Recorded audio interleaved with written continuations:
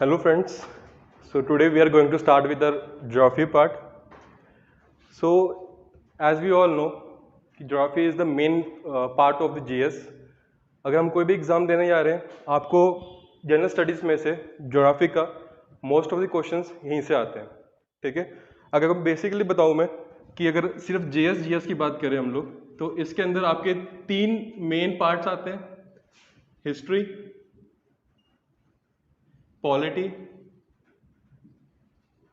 And geography.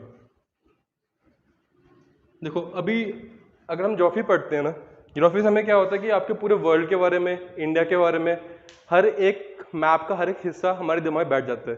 इससे क्या होता है, हम हिस्ट्री पढ़ सकते हैं एंड अपनी पॉलिटी पार्ट भी कवर अप कर सकते हैं। So geography is the important part of the GS, और इसमें से मोस्ट प्रोबेबली आपके 25% जीएस को कवर करते हैं हम लोग। इसमें आपका इन्वायरमेंट भी आ जाता है, ज्योग्राफी पार्ट भी आता है, इसमें अदर आपके क्लाउड्स हो गए, देन क्लाइमेटोलॉजी हो गया, ऐसे बहुत सारे अलग अलग इसमें पार्ट कवर अप होते हैं, ठीक है। तो सबसे पहला क्वेश्चन ये आता है, ज्योग्राफी होता क्या है, मतलब हम लोग इसकी स्टडी करते क्यों हैं। अगर हम बोलो ज्योग्राफी, तो it is basically a study of relation between human beings and environment, ठीक है। तो geography is a study of human beings and environment. आप लोग देखते होंगे कि आपके आसपास, जैसे इंडिया का हम एग्जांपल लेते हैं, इंडिया में आपने देखा होगा कि पंजाब रीजन, नॉर्थ रीजन जो होता है, वहाँ के लोगों का, वहाँ के एरिया का, वहाँ के कल्चर का एक अलग ही मतलब लुक आता है। देन अगर हम लोग राजस्थान की तरफ जाएं, वहाँ पर क्या आपको डेजर्ट्स मिलते हैं, तो उनके लोगों के वहाँ पहनावे, उनके बोलने के तरीके, उनका रहने का स्टाइल वो अलग होता है। फिर हम साउथ की तरफ जाएं, वहाँ पर क्या हमारा पेनिनसुलर इंडिया आता है। पेनिनसुलर इंडिया में क्या होता है कि वहाँ पर गर्मी थोड़ी ज़्यादा होती है, क्योंकि 25.5 डिग्री नॉर्थ से नीचे वाला पार्ट है। तो बेसिकली वो हमारे लिंक, हम एज ए ह्यूमन बीइंग और एनवायरनमेंट से वो आपस में लिंक है, तो उसकी स्टडी को हम बोलते हैं ज्योग्राफी, ठीक है। तो ज्योग्राफी समझ में आ गया होगा आप लोगों को। अब हम उसकी थोड़ा बेसिक ऑफ ज्योग्राफी पढ़ेंगे। बेसिक ऑफ ज्योग्राफी को हम लोग कह सकते हैं कि हमें ज्योग्राफी पढ़ने से पहले कुछ चीज़ें पता होनी चाहिए, ठीक है। और वो चीज़ें क्या है, देखते हैं। सबसे पहले आपको ये पता होना चाहिए कि ज्योग्राफी जो एग्जाम पॉइंट ऑफ व्यू से पढ़ेंगे, हमने कोई पीएचडी नहीं करनी, हमने कोई स्कूल का एग्जाम नहीं देना, हम सिर्फ वो उस पर फोकस करेंगे जो एग्जाम में आता है। तो एग्जाम में मेनली हमारी तीन चीजें आती हैं। First is physical,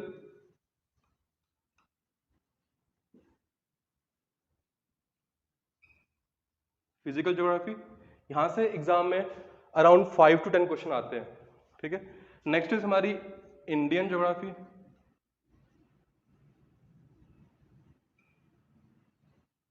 then third part is our world geography.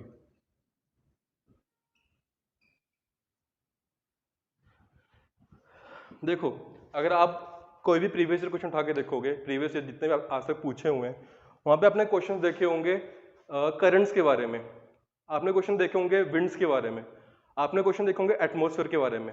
वो सारा पार्ट हमारा आता है फिजिकल ज्योग्राफी के अंदर। देन उसमें एक और क्वेश्चन पूछते हैं वो लोग अबाउट इंडिया, जैसे कि इंडिया की स्टेट्स, इंडिया की रिवर्स, इंडिया के कैपिटल्स हो गए, माउंटेन सिस्टम, ऐसे डिफरेंट डिफरेंट पार्ट्स होते हैं मतलब जो हमारे इंडिया के अंदर पढ़ते हैं हम लोग। एंड वर्ल्ड के बारे में आपने देखा होगा, वर्ल्ड के डेजर्ट्स हो गए, ठीक है, जैसे सहारा डेजर्ट कहाँ पर है। देन हम पढ़ते हैं कि इक्वेटर पे कौन कौन सी कंट्रीज लाई करती है। देन हम ओशंस के बारे में पढ़ते हैं, हम कॉन्टिनेंट्स के बारे में पढ़ते हैं, वो सारा कवर अप होता है हमारा वर्ल्ड ज्योग्राफी के अंदर, ठीक है। अब इसको हम अगर फर्दर डिवाइड करें, अगर हम सिर्फ फिजिकल ज्योग्राफी को फर्दर डिवाइड करें, इसमें हमारे तीन अलग अलग इंपॉर्टेंट पार्ट्स आते हैं। वो हैं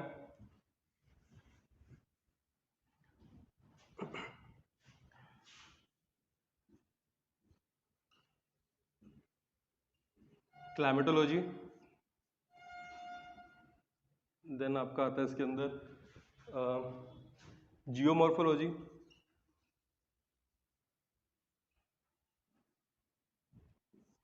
एंड लास्ट आपका ओशनोग्राफी। देखो क्लाइमेटोलॉजी में हम लोग पढ़ते हैं about wind system, clouds, seasons कैसे फॉर्म होते हैं। देन आपके अलग अलग कंट्रीज में अलग अलग सीजन्स होते हैं वहाँ पे, तो सर हमारे क्लाइमेटोलॉजी में आ जाता है। देन हम पढ़ते हैं geomorphology. Geomorphology is basically study of geographical और फिजिकल एरियाज, ठीक है। इसमें हमारे क्या होते हैं, माउंटेन्स आ जाते हैं हमारे, इसके अंदर आपके ओशंस आ जाते हैं, ठीक है। ओशन करंट कैसे चलती हैं, ओशन फॉर्मेशन कैसे होती है, ओशंस के पार्ट कैसे होते हैं, वो सर हमारे जियोमॉर्फोलॉजी में आता है। अगर हम लैंड्स की बात करें तो लैंड्स आपने सुना होगा कि माउंटेन्स होते हैं, प्लेन्स होते हैं हमारे पास, देन अपने पास प्लेट्यूज होते हैं, ठीक है, वो सर हमारे जियोमॉर्फोलॉजी में आता है। देन ओशनोग्राफी की बात करूँ तो अबाउट ओशंस, ओशन करंट्स आपके किस डायरेक्शन फ्लो करते हैं, देन आपकी हॉट करंट्स होती हैं, कोल्ड करंट्स होती हैं, वो सारी हमारी ओशनोग्राफी में आती है, ठीक। इन सबसे पहले फिजिकल ज्योग्राफी में आपको एक चीज पता होनी चाहिए, वो है हमारा वर्ल्ड मैप के बारे में, ठीक है। एक बेसिक आप लोगों को मैं बोलूँगा, ज्योग्राफी शुरू करने से पहले घर पे अपने रूम के सामने जहाँ पे सोते हो, जहाँ उठते हो, जहाँ पढ़ते हो, वहाँ पर एक वर्ल्ड मैप और एक इंडिया का फिजिकल मैप लगा दो, ठीक है। एंड उसको लगाकर आपने रोज उठकर देखना है, देखना क्या है उसके ऊपर कि कौन सी कंट्री कहाँ लाई करती है, कौन से ओशंस कहाँ पर हैं, एंड कौन सी रिवर्स कहाँ पर फ्लो कर रही हैं, ठीक है। तो आपको मैं एक वर्ल्ड मैप बना के दिखाता हूँ, बस थोड़ा सा रफ में है।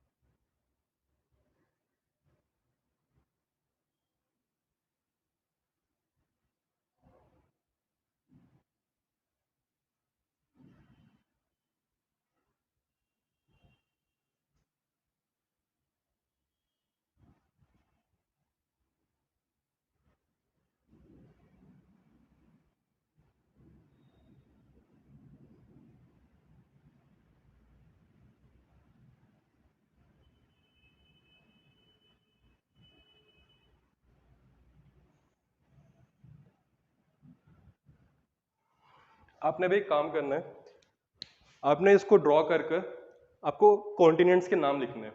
थोड़ी देर में आप वीडियो पोस्ट करना, आप कॉन्टिनेंट्स के नाम लिखना, नोट डाउन करना, एंड ओशंस के नाम नोट डाउन करना। फिर आप वीडियो प्ले करके चेक करना कि आपने वो सही लिखे हैं या गलत लिखे हैं, ठीक है। चलो मैं आपको बता देता हूँ। वैसे सबसे पहला पार्ट, सबसे पहले आपने देखा होगा सबसे बड़ा जो एरिया कवर अप करता है पूरे वर्ल्ड के अंदर, वो आपका एशिया कॉन्टिनेंट, ठीक है। देन हम लोग कवर अप करते हैं अफ्रीका, देन हमारे पास आता है नॉर्थ अमेरिका,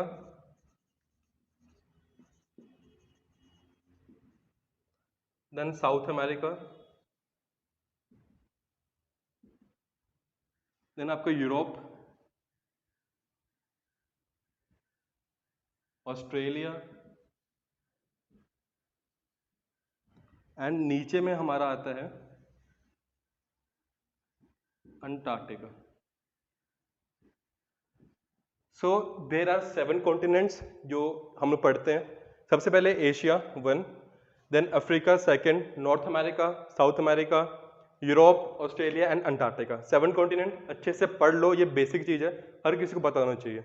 इसके अलावा हम लोग बात करते हैं ओशंस के बारे में, है ना। तो सबसे बड़ा ओशंस कौन सा है हमारे वर्ल्ड के अंदर? पैसिफिक ओशन, ठीक है। देन आपका यहाँ पे एक एस फॉर्म हो रहा है ओशन का, इसको हम लोग बोलते हैं अटलांटिक ओशन, ठीक। पैसिफिक पूरे वर्ल्ड को कवर अप करेगा, it is a 3/4 of the ocean. Then हमारा आता है इंडियन ओशन,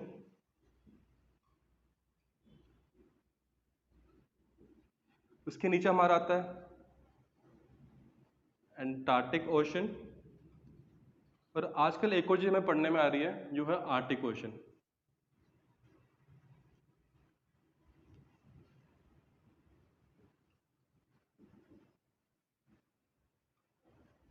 आर्टिक ओशन आपको किसी बुक में मिलता है, किसी बुक में नहीं मिलता है, क्योंकि अभी ड्यू टू ग्लोबल वार्मिंग क्या हो रहा है कि आपकी जो आर्टिक सर्कल है उसके ऊपर जो हमारा बर्फ था वो पिघल रही है एंड धीरे धीरे वो हमारे ओशन में फॉर्मेशन हो रही है। तो आपको ये चीज़ याद होनी चाहिए, क्या चीज़?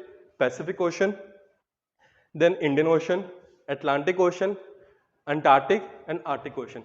ठीक है, इसको अपने अच्छे से रट लो, याद कर लो, जो करना कर लो। ठीक, नेक्स्ट चीज हमारे यहाँ पर आती है, आपने देखा होगा कि आप जब भी कभी ग्लोब देखते हो, मैप देखते हो, उस पर कुछ लाइंस खींची होती हैं, कुछ पैरेलल लाइंस होती हैं, ठीक है, एंड कुछ स्ट्रेट लाइंस होती हैं। अब उन लाइंस को बोलते क्या हैं? ठीक, सबसे पहले आपने एक लाइन देखी होगी जो साउथ अमेरिका से पास होते हुए अफ्रीका से होती हुई जाती है, ये होती है हमारी 0 डिग्री, या फिर से हम लोग बोल सकते हैं इक्वेटर। ठीक, जस्ट इसके ऊपर एक और लाइन पास करती है थ्रू इंडिया, ये है हमारी 23.5 डिग्री नॉर्थ। ऊपर की तरफ जाएंगे नॉर्थ आएगा, नीचे की तरफ जाएंगे तो साउथ आएगा। ठीक है, इसको हम बोलते हैं Tropic of Cancer, Tropic of Cancer. Same 23.5 degree south नीचे की तरफ एक लाइन पास करती है, इसको हम बोलते हैं 23.5 डिग्री साउथ, इसे हम बोलते हैं ट्रॉपिक ऑफ कैप्रिकॉर्न। कई बच्चों को तो ये भी नहीं पता होता। ठीक है, तो आपने याद रखना क्या, 23.5 degree north Tropic of Cancer, then बीच में आपका आता है इक्वेटर 0 डिग्री पे, एंड उसके नीचे आता है आपका 23.5 डिग्री साउथ में ट्रॉपिक ऑफ कैप्रिकॉर्न। ठीक है, इसके ऊपर भी लाइन पास करती है 63.5 डिग्री के ऊपर, एंड एक नीचे में भी पास करती है। मैप थोड़ा सा देख लेना आप घर जाकर अच्छे से, मतलब इसको हम बोलते हैं टेम्परेट जोन,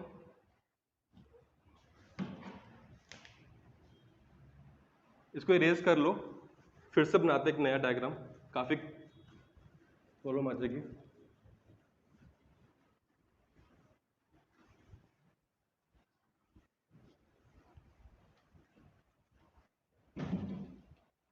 देखो, अच्छा एक और क्वेश्चन आप लोगों के लिए, मोस्टली आपने देखा होगा कि अर्थ की शेप होती है, वो किस शेप में होती है हमारी अर्थ की शेप?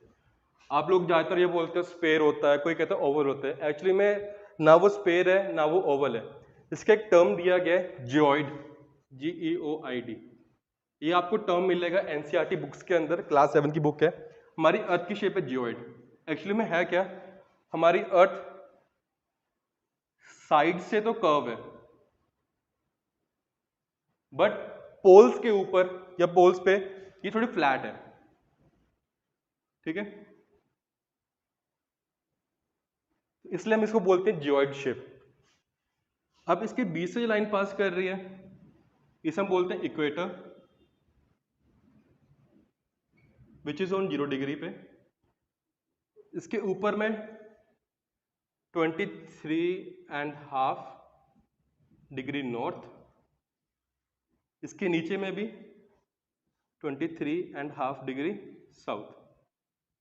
ठीक, देन ऊपर एक और लाइन पास कर रही है, नीचे एक लाइन पास कर रही है।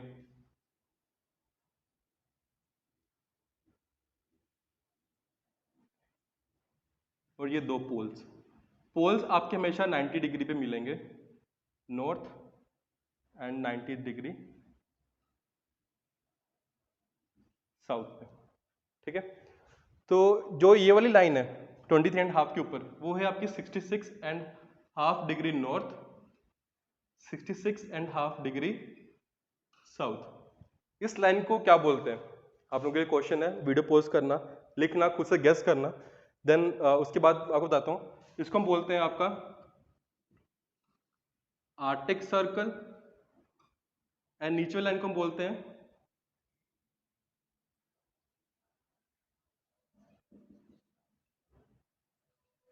Antarctic circle. ठीक है।